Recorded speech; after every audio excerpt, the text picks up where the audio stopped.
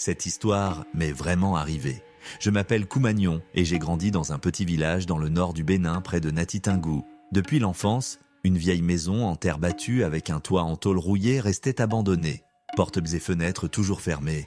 On nous interdisait de l'approcher sans jamais expliquer pourquoi. Un soir, en rentrant chez moi, j'ai pris un chemin passant derrière cette maison. C'était la première fois que je m'en approchais autant.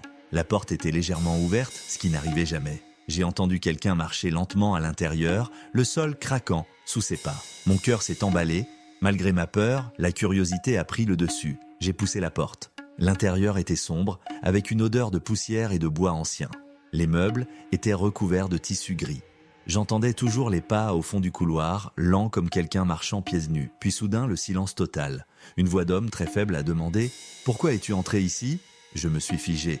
Il n'y avait personne devant moi, mais la voix était claire. La voix a repris, encore plus proche. « Cette maison est fermée pour une raison. » Ma respiration tremblait. « Quelle raison ?» ai-je demandé, après un long silence. « Parce que ceux qui entrent restent. » Sur le mur, il y avait des dizaines de photos de personnes du village, certaines anciennes, certaines récentes, et au milieu, une photo de moi prise quelques minutes plus tôt. Je n'ai pas réfléchi. J'ai couru et ne me suis jamais retourné. Le lendemain, j'ai raconté cela à mon grand-père. Il est resté silencieux longtemps avant d'expliquer la vérité.